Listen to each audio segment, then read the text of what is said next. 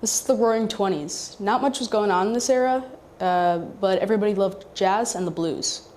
Yeah, it's kind of boring.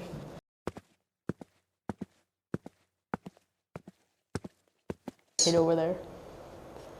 All right, this is the 1930s. Still boring, jazz and swing were the hottest beats at the time. Here we go.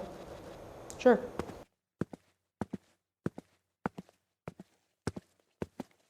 Kid over there. All right, this is the 1940s when North America got a ton of radios and the most listened to music was patriotic music and music from big bands.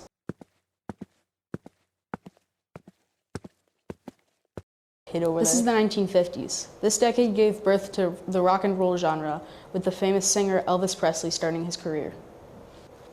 So rock and roll didn't come until after World War II? Yep, so the first official rock song didn't release until 1951.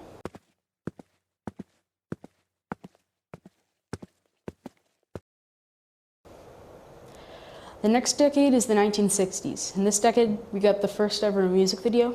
This was also the start of the Beatles and the Rolling Stones' career.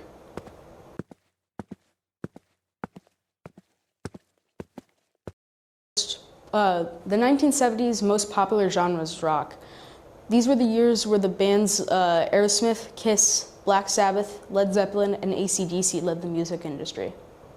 So if rock and roll was made in the 1950s, then why didn't bands like AC/DC start yet? Well, at this time, the oldest future AC/DC member was only 4.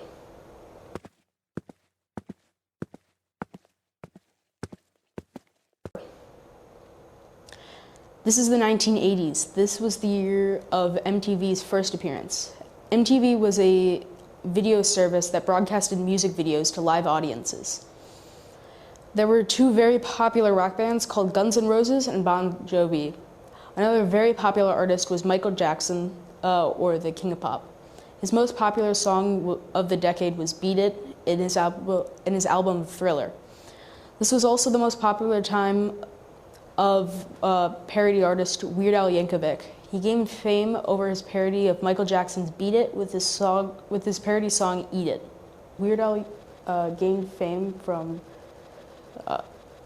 just like piggybacking off of other people's songs. Essentially, a parody song is just a song that has similar beat or melody and lyrics that rhyme or are close to the originals.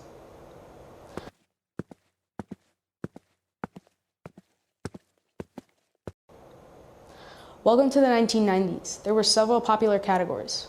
One of the most popular was known as grunge. It was a mix of punk rock and heavy metal. It was known for its murky guitar, and some of the most popular bands that performed grunge are bands like Nirvana and Pearl Jam. This was also the biggest time of a subgenre called indie rock.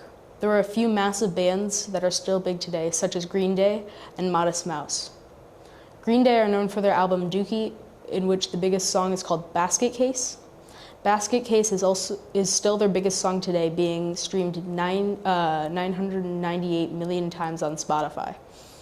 They are also known for their album American Idiot, containing their second biggest song, American Idiot, with a total stream count of 896 million times streamed on Spotify. Modest Mouse are known for their album Good News for People Who Love Bad News, containing their biggest song, Float On, being streamed 391 million times on Spotify. This was also a big time for up-and-coming pop artists like Britney Spears, Christina Aguilera, NSYNC, and the Backstreet Boys.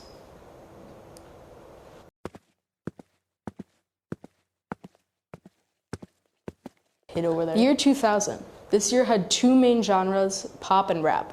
Pop artists like Britney Spears, NSYNC, and the Backstreet Boys were battling significant rappers like Nelly and Eminem from the top of the charts.